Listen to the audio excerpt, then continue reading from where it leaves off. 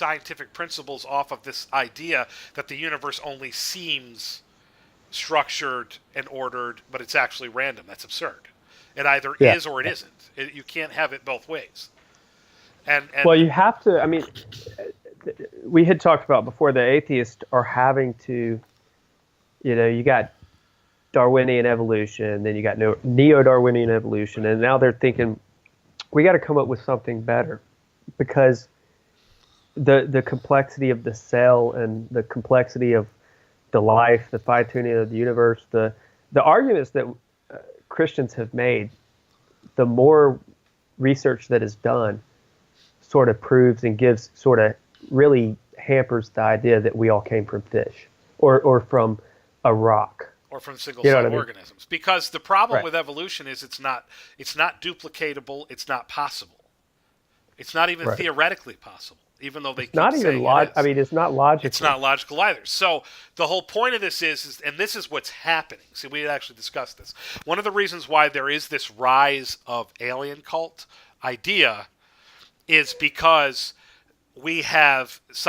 people refuse to accept Christianity. They refuse to accept, and that's what it really comes down to. It's more than just, Allah. Nobody's really fighting against Islam or Buddhism or any of these other religions. It's really just Christianity. They refuse to accept Christianity.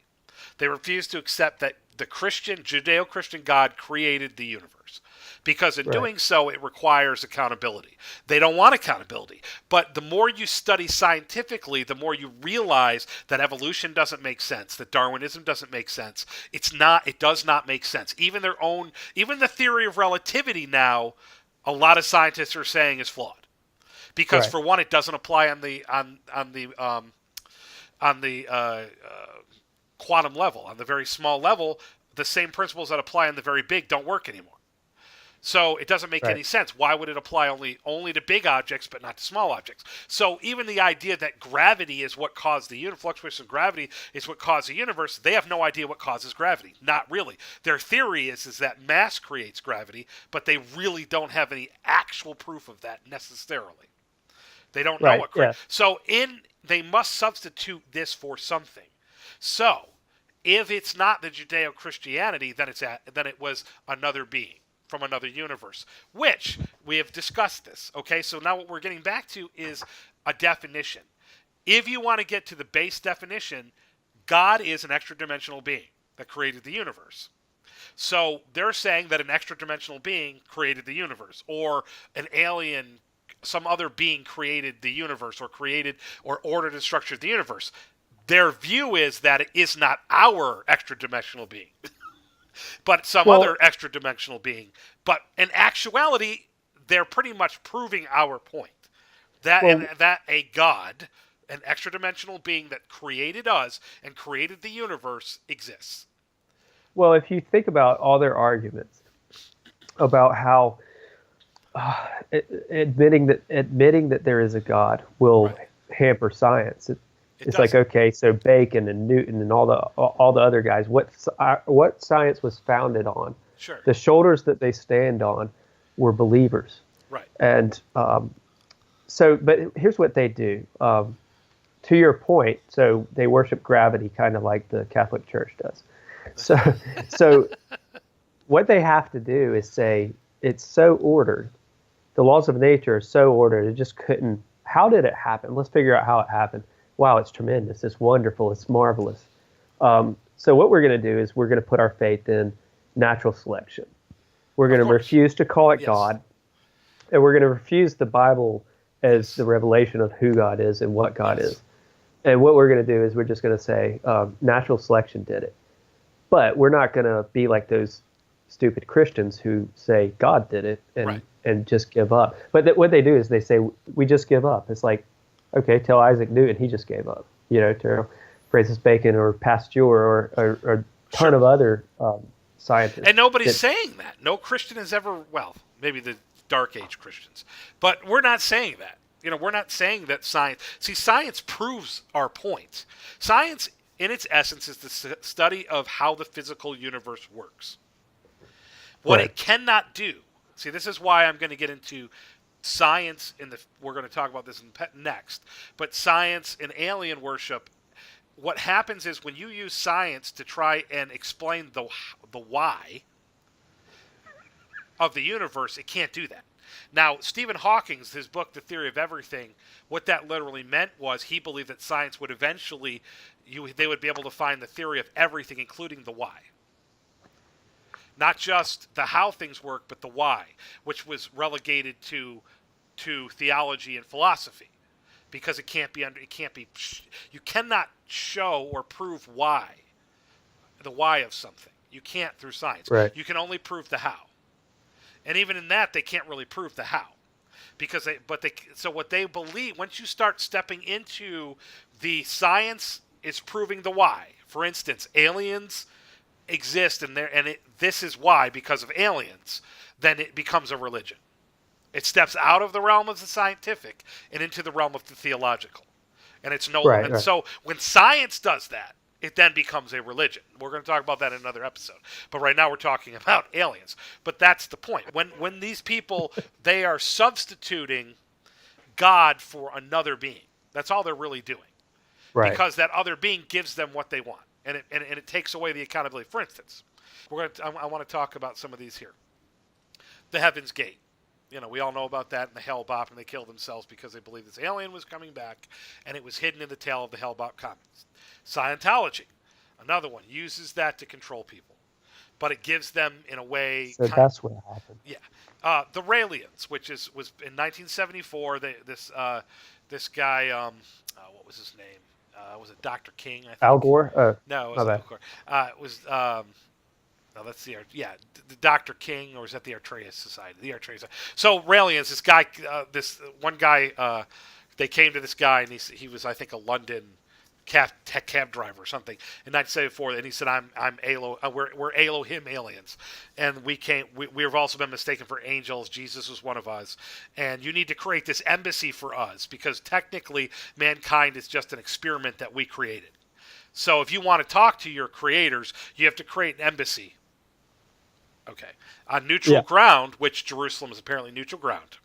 They believe in open sexuality, even women walking around topless. They believe in open masturbation, that they are the only religion, and that you actually have to be baptized. They also believe that human cloning is the path to eternal life.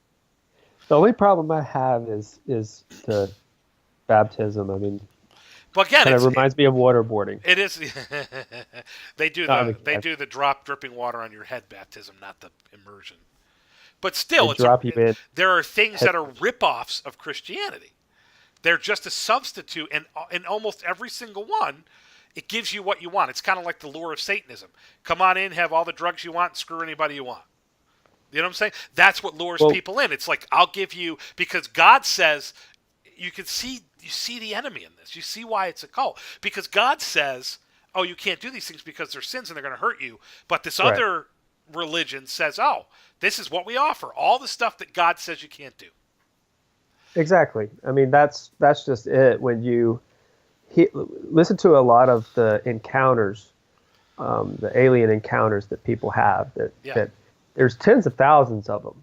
And like we talked about before, I believe that these people are having encounters, but they're demonic. These doctrines of demons, because a lot of them will say, what did the alien say? When they know what the alien said, they'll say, well, he talked about reincarnation.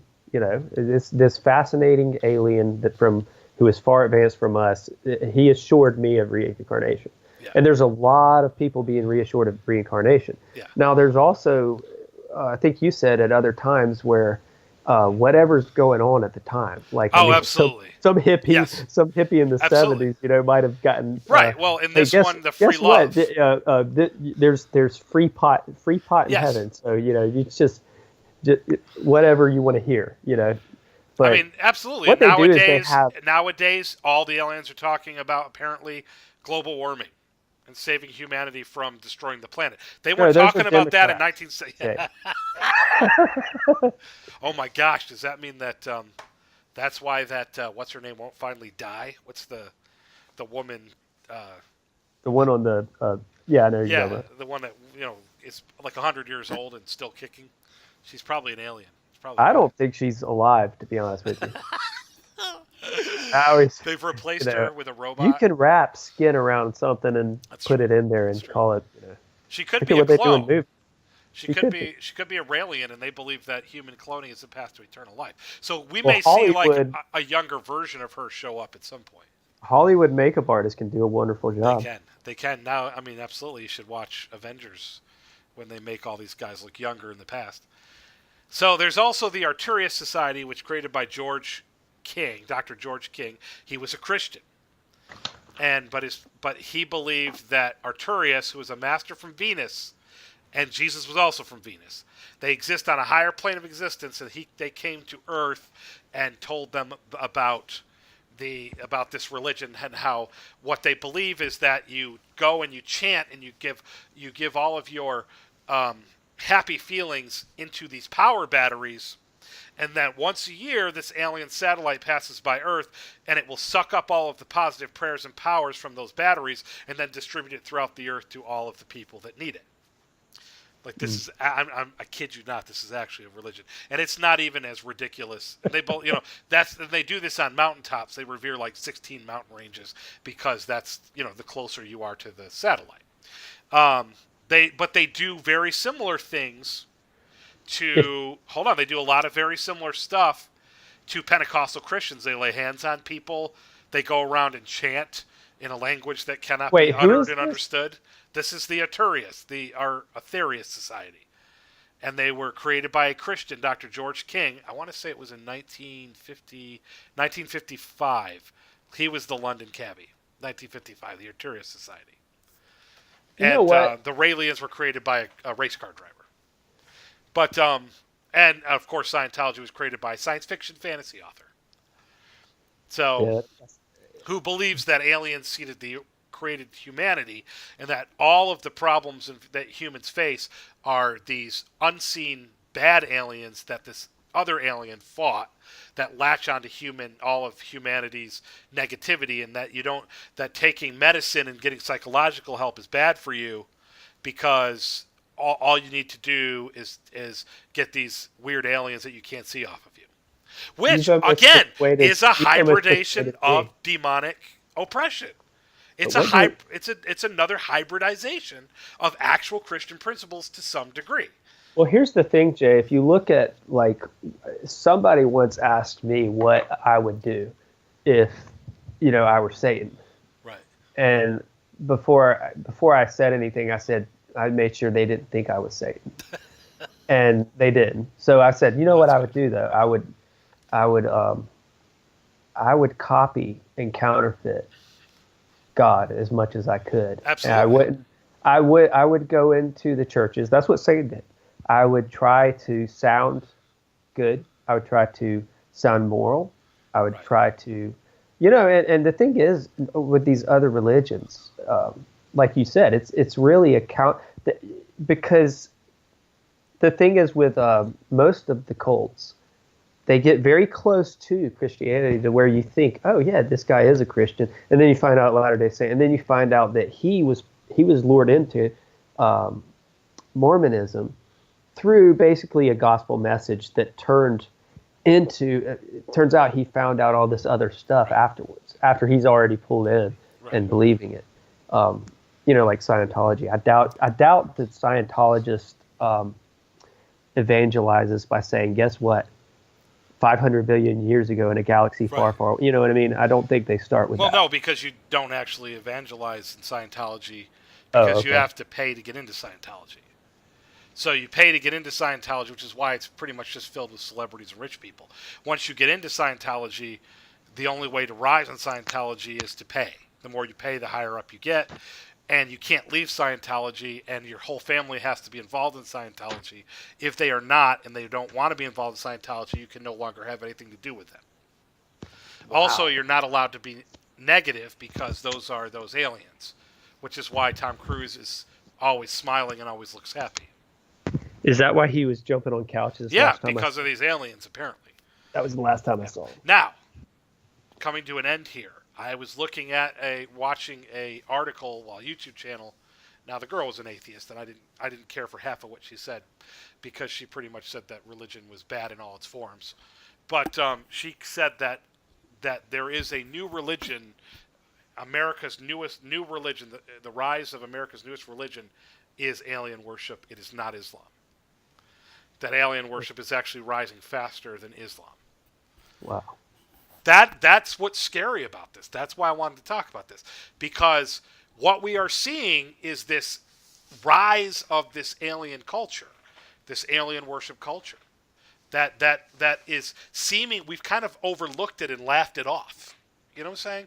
As this is nothing important, but we're seeing this huge rise in this. It's, it didn't just start with Star Trek, but Star Trek was in a way kind of showing us or preparing us for this idea of alien culture, this alien worship culture. This idea that we are part of this grand universe, and we just need to get our act together, and we need to get rid of all forms of religion because religion is stupid, and worship these aliens which created us or are just like us, and they're going to usher us into this like what we're looking at in the earth. We're going to be ushered into this perfect world where, humanity just loves each other, and we're all just going to get along. We're going to be in this one world government. Well, this is their view is that these aliens are going to usher us into this one universal society where everybody just loves each other and gets along, and there's no war, but none of them believe in any kind of God. You know what I'm saying? And that takes away the need for there to be a God. Here's the thing in the appeal to aliens with a society that we have that's less human than any society that is in recorded history. Because you think about it. Walk around, look in the mall. People are constantly they're sitting with people looking at their phones. Yeah. The people who are social sit around looking at their phones. Yeah. It's like, but you think about the aliens. What excites them about that? And we had talked about it, and obviously not seriously, but talked about what if the Antichrist came as like an alien who saved the technology and sort of garnered the worship of all these people who were like, our technology is lost, or improve something. It's like, right. Exactly. The thing is, he doesn't have to do that to get worship. People already worship materialism and technology. I think that's what's being set up. So which is why it's so scary. My dad actually had this conversation. I think more so than Islam or any other form of religion, the worship of aliens is actually very dangerous. Because, like you said, how easy would it be for the enemy just to kind of roll up and do a few magic tricks and say, oh, look, I'm a god. You know what I'm saying? And we're all going to believe that he's God, and not all of us, but a lot of people will fall into that. Or I'm an alien, and look, I'm coming to bring great technology to you and teach you all about how great the universe is. And here's the thing: just love each other and all follow me. All follow me, and just you just got to love each other, and everything goes. You can sleep with whoever you want and do whatever you want, as long as you're not quote unquote hurting anybody. You know what I'm saying? You can just be oppressed all you want, and you can just do whatever you want, because there is no such thing as sin. That's just this archaic religious belief from, 1,000 years ago, and now we are here. We have returned to show you the way, and that's in essence what alien worship is. Right. And that's why it's a cult. That's why it's become a cult, and that's why it's very dangerous. And that's why it's something I think needs to be not addressed in the sense of we're going to run around like we did about Harry Potter and burn books and whatever. I'm not talking about that kind of attack on it. Well, everything we do should be done with discernment. Right. Even if you watch if you're going to watch Harry Potter or you're looking at something about aliens or engaging a culture, who's more and more. Not only that, when we start talking about the cult DMT and they're using drugs to experience things spiritually. Yeah. So it's not just aliens, but it's like there's a growth, like I said, this neo-paganism that's on the rise, where it's 30, 40 years from now, who knows what it's going to look like, our society. And as we go more and more away from our view of God, it's just the problem with that is I understand the people that say, well, even 40 years ago, we had a lot of sin. In the Civil War, look at all the sin that was going around. But for the most part, most people accepted the God of the Bible. Even people who didn't really believe, they at least accepted him and his standards, and would have not sought, or a lot of them would have not sought using DMT and drugs and stuff like that to experience occultic stuff. What I think is dangerous about alien worship is that because technically God is an interdimensional being, it's easy. It can be tailored to fit any religion and science. So it is one of the most dangerous philosophies when you really think about it, because you can technically use it and tailor it to just about any person to kind of appeal to a specific reasoning in their head. Which is why I think it's more dangerous in Islam, why it's more dangerous than even science as a religion, because science as a religion is coming to this idea or view that aliens seeded the earth. As a matter of fact, the fake scientist Bill Nye, and I'm always going to call him that because he has no degree, he's a fake scientist. The fake scientist Bill Nye, the guy who passes him off as a scientist, and if he passed himself off as a police officer, would be arrested. But because he passes himself off as a scientist, he believes that we were seeded by Martian DNA because a meteor hit Mars and knocked those meteors into Earth, and we evolved from the DNA that came from Mars. So, you know what? Christians should give him like a faith award, like not necessarily like a Christian award, but you have more faith than anybody in Christianity. But see, that is, again, that's why I call this stuff a religion. And one of the scientists, again, I want to say it was Paul Davies, had made the comment that might not have been Paul Davies, but it was one of them that I was studying, made the comment that if you want to believe that aliens seeded the universe, then you look at the universe from that lens and you will see aliens everywhere. If you believe that God created the universe, then you're going to look at it from that lens and see God everywhere. So, now there is a truth and there is no, there is a truth or there isn't. But the fact of the matter is what he was trying to say was it takes just as much faith to believe in evolution and aliens as it does to believe in God.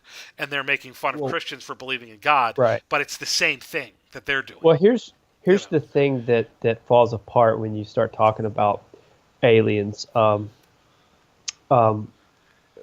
When you start talking about the God of the Bible, that's the thing that they mess up with it, is that if God is less than what he says he is, if God is some sort of powerful alien force or whatever, if God is anything else than other what he is, as he is described in the Bible, he can't be the absolute source of all things. Right. If he's not omnipotent, if he's not omniscient, if he's not all these things, he can't hold everything accountable. Sure. He can't. Ultimate justice cannot. And therefore, once you start pulling that out of it, then it really doesn't matter if you go and shoot up another bag of bacteria. Sure. In other words, go shoot and kill somebody. What's really the point if we live in a world where there's no true accountability, no true God as revealed in the Bible? That's right. Which again comes back to the why and the reason, and science can't give you that. And so aliens is just another way of trying to find the why and the reason without accepting Jesus Christ or any other religious ideology. But in essence, it's really just a hybridization of what we believe. Because God is an extra-dimensional being that created the universe we exist in. He's omniscient to us. He will always be omniscient to us. And isn't that exactly what they say? See, that's what I find funny. That's exactly what they're saying to some degree. They're just saying that it was some other being, not God, not the Judeo-Christian God. Or that he is a Judeo-Christian God, but they have a better understanding of what he wanted than... Well, again, it always goes back to that, just like using the term Elohim in a lot of these alien religions. That they here's believe the in thing. Elohim. Think about they believe this, in Jay. God. I mean, they believe. Right. Think they about just this. say, "Well, he's not really your God. He's my God. He's an alien." Right. With them, he's if there is a being, it's an impersonal force. Right. That's an agnostic. Or here's the thing: if there is, let's just say an alien created the universe, or just think about God.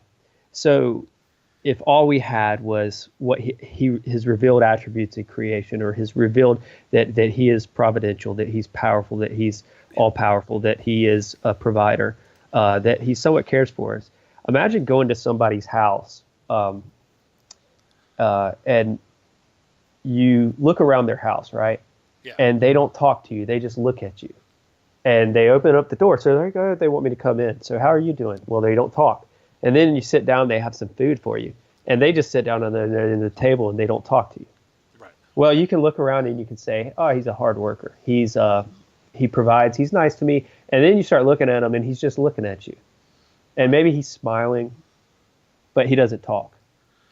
Well, the thing is, we have a God who speaks.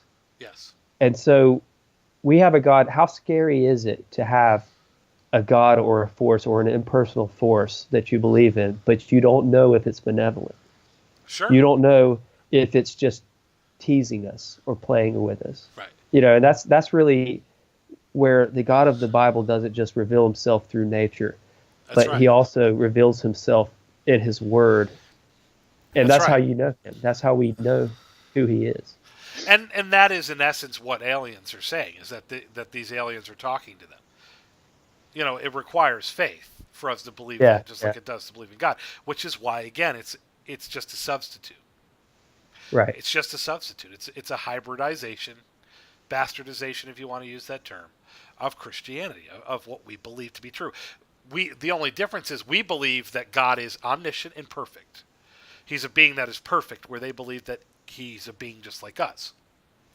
He's imperfect, just like us. His creation then is imperfect, just like us. And they can't accept this perfect God because, again, you look at the universe and you say, well, it's not, there's too much imperfection. There's too much bad stuff. There's too much whatever. So this God, if he does exist, because they believe he does, he's just an alien. If he does, then he's imperfect like we are. So these imperfect beings that were also created by something else must have seeded us because we're too perfect. Life is too perfect to be random, which was another thing that the scientists said.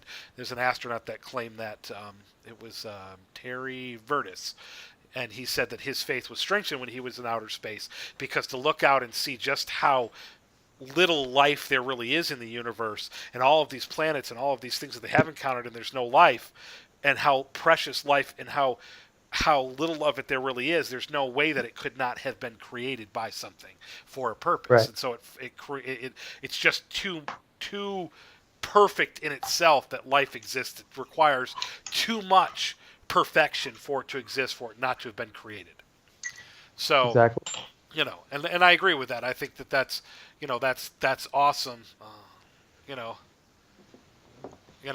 That's awesome there. So, but anyway, we're going to end it there. Hopefully you guys enjoyed this episode where we were talking about the rise of the new religion, alien worship. We're going to be continuing this series, talking more about cults. We're going to talk about science as a religion, I think probably next. We're going to talk about the occult, Satanism, and all of the things that fall into the occult. Wiccans. We might talk about some other. I think we're probably going to talk about Scientology a bit. We're probably going to talk about Mormonism, and we're probably going to talk about Jehovah's Witnesses as well. And we're going to cover all of these and how they differ from the basics of Christianity, which is why they fall into the classification of occult. So, say good night, Doug. Good night. Everybody, have a wonderful night. We love you. God bless. And you can reach us at TheChristianSages.com. That's our website. Doug was just beamed up. You can reach us at TheChristianSages.com. That's our website. You can contact us there. Or you can contact us by email at TheChristianSages@gmail.com. That's TheChristianSages@gmail.com. Oh, that hurt that time. Yeah, it hurt me too. TheChristianSages@gmail.com. Give us a few, if you don't hear back from us right away, it's because I don't check it as much as I should, but you can reach us at that. And I have one more joke before we go, Doug, because getting into the fake scientist Bill Nye, because he's a TV scientist. He's as much of a scientist as a TV doctor is a doctor. He's a total huckster. Anyway. They were showing how Avengers Endgame is the greatest crossover of movie history, and they said no, the greatest crossover of television history was, and they show a picture of Bill Nye meeting Mr. Rogers.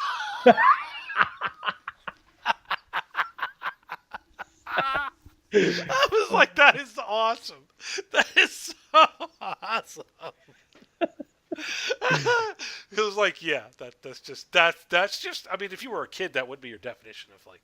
Of course, I Yeah. grew up with Mr. Wizard, so not with Yeah. Bill Nye the crappy guy, but probably going to get sued by Scientology and Bill Nye. Alrighty, we love you all. Thanks again for listening. Have a wonderful evening. God bless. Good night. Good night.